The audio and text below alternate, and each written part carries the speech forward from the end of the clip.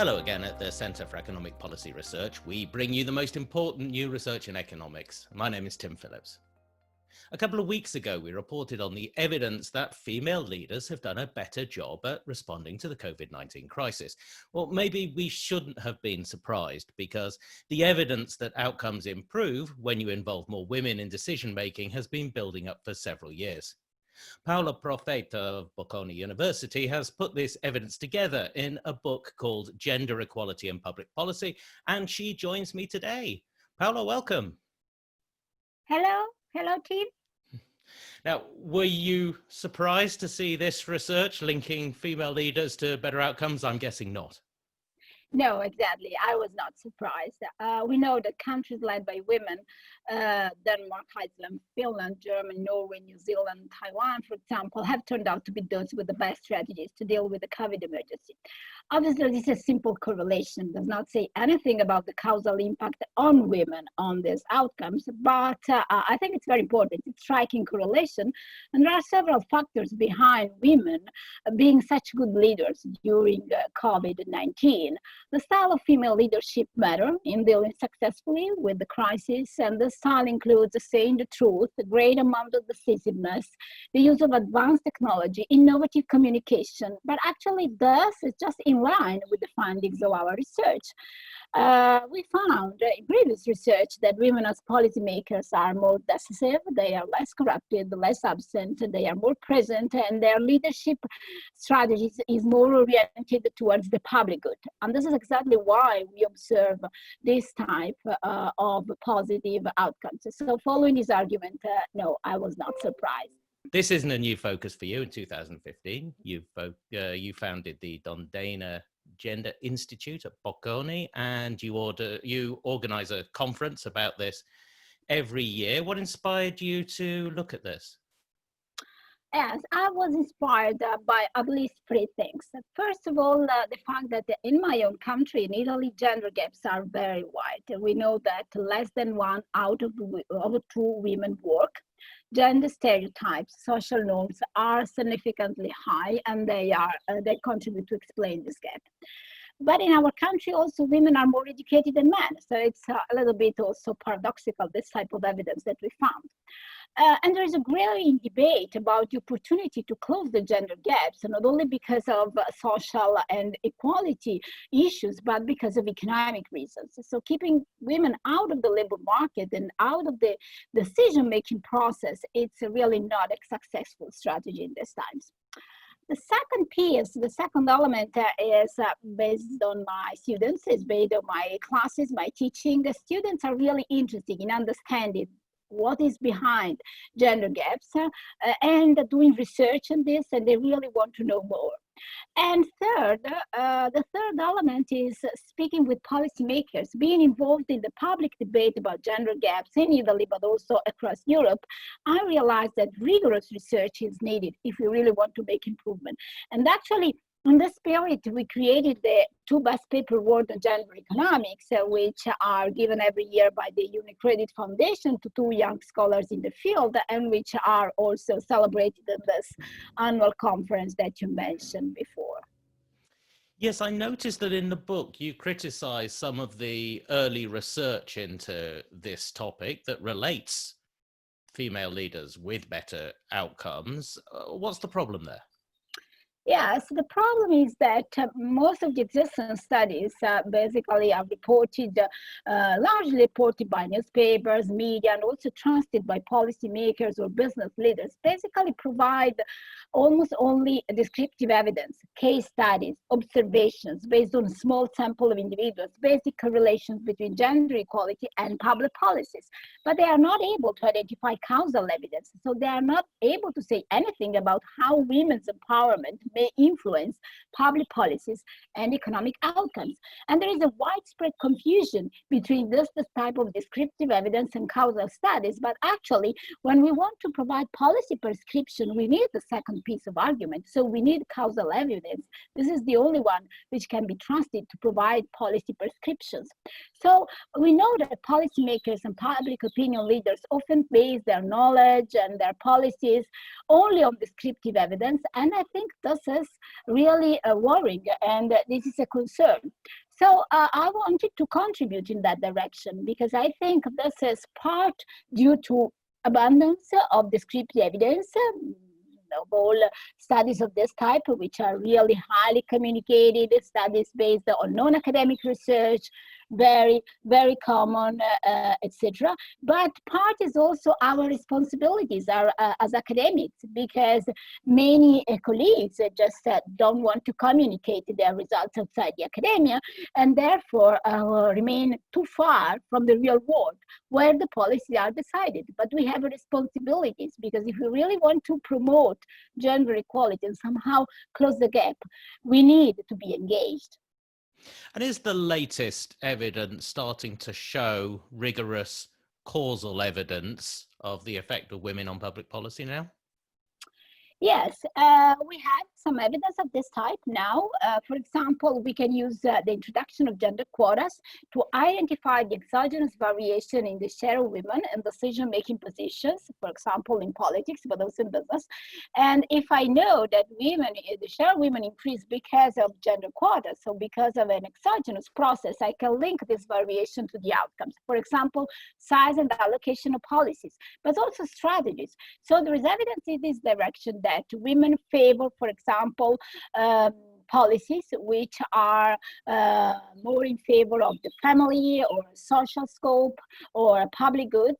But using this appropriate methodologies, we also have evidence, for example, that women as politicians engage less in what we call the political budget cycles. For example, the fact that politicians tend to increase expenditures when elections approach, just because this is rewarding in terms of re-election probabilities, but this in the long run is going to negatively affect the budget. Women tend to do less than men, and I think this is good causal evidence that we can provide with the appropriate rigorous methodology.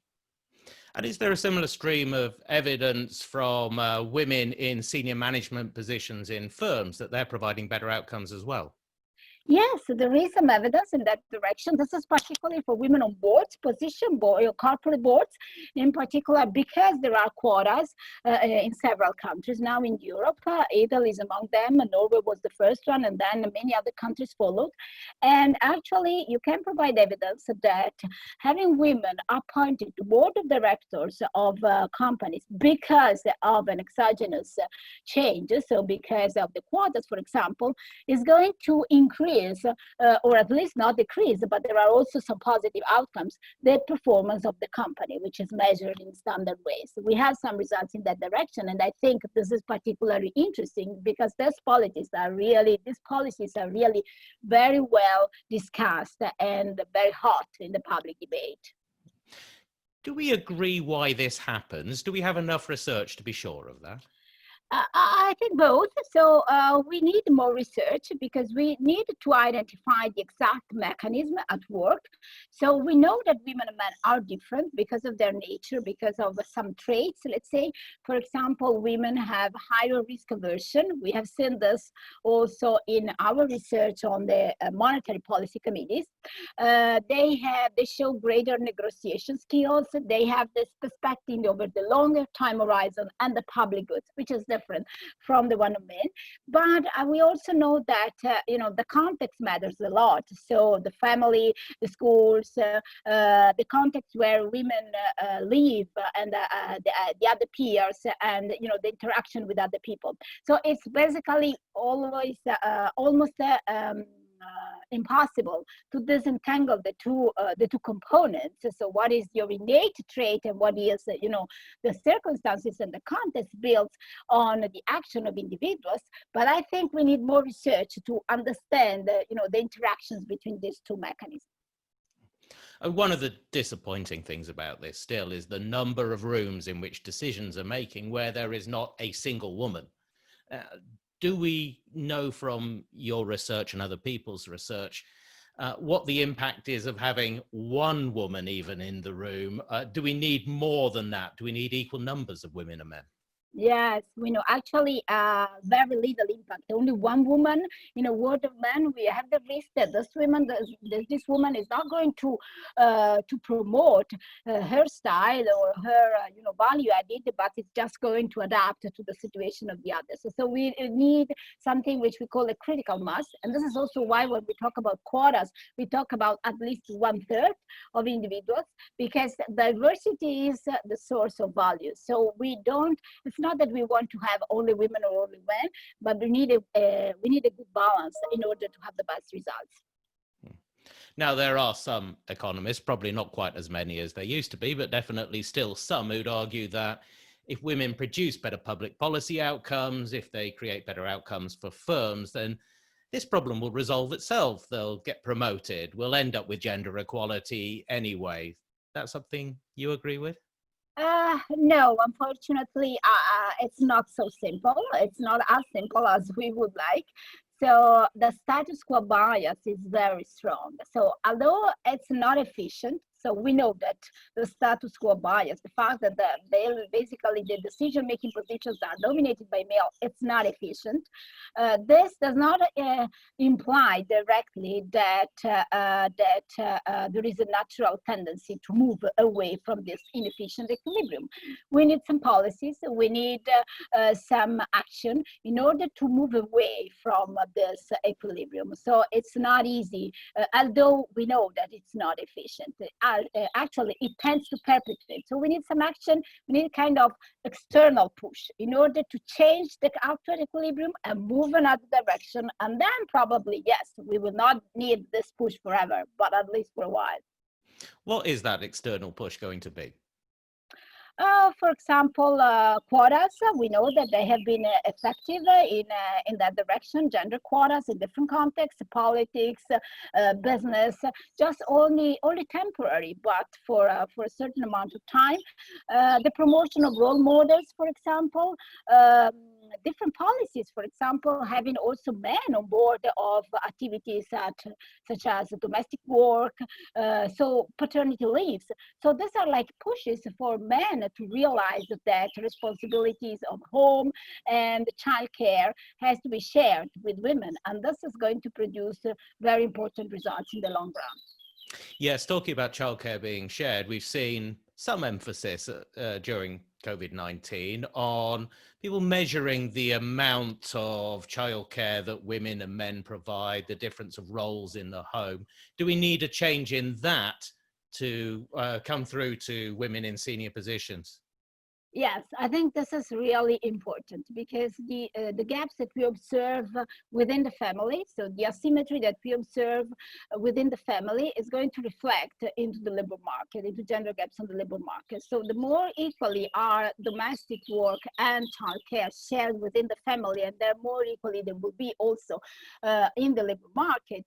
Because of course, if women spend more time than men in housework and childcare, which is what we actually observe in many countries, then it would be rational for firms to penalize women. And then when the couple realizes that, of course, women will have less opportunities of career, it will be convenient for the couple itself to replicate this initial asymmetry. So we will never go out of this bad equilibrium. However, we know that with the technology, for example, now, or with the flexible work, this type of asymmetries may be reduced. So we have the possibility to change this somehow bad equilibrium.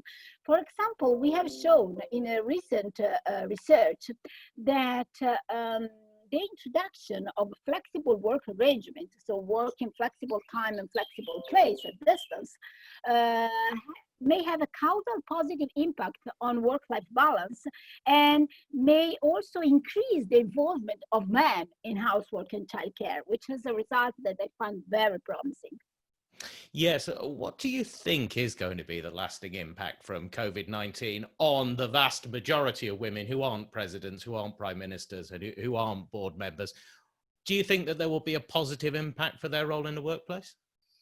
That's very difficult because we know that women are a weak part of the labor market in general. So crises such as this COVID-19, but in general, an economic crisis will have stronger impacts on weaker parts of the labor market, and women are one of those. So this is the high risk we face. On the other side, we have some opportunities. For example, the new organization of work, as we said before, the possibility to have female leadership that starts a new type of reforms for actually a new way of working, in particular with sharing responsibility. This is an opportunity. But the fact is that we need to take this opportunity. And I think that a female leadership may help in this direction. Paola, very interesting. Thank you very much. Thank you, Tim. Thanks. Now, Paola's book is called Gender Equality and Public Policy, Measuring Progress in Europe. It's published by the Cambridge University Press. Paola, I was reading the introduction of your book, and you mentioned your daughters there. Do you think they're going to inherit a fairer world than the one that you've grown up in? I hope so. Yes, yes. I mentioned I have two daughters, and actually, I really hope that they will, that they can grow up and especially develop their future careers in a more gender equal world than the one I have experienced. Now, I spoke to Paola in 2018 about the measurable effect of female central bankers on monetary policy that she mentioned earlier. And that Vox talk is called Women and Monetary Policy. You can still find it at voxeu.org/vox-talks. And also looking COVID Economics 28, you have a paper in there, Paola. Women's work, housework and childcare before and during COVID-19. And the authors are Daniela Del Boca, Noemi Oggero, Paola Profeta, and Maria Cristina Rossi. So please look up all of those and also keep in touch with all the CEPR's COVID-19 coverage, which this links to, but isn't exclusively about. But please do. Please keep coming back. Meanwhile, from all of us at the CEPR, what I always say at this point is stay positive by staying negative. Goodbye.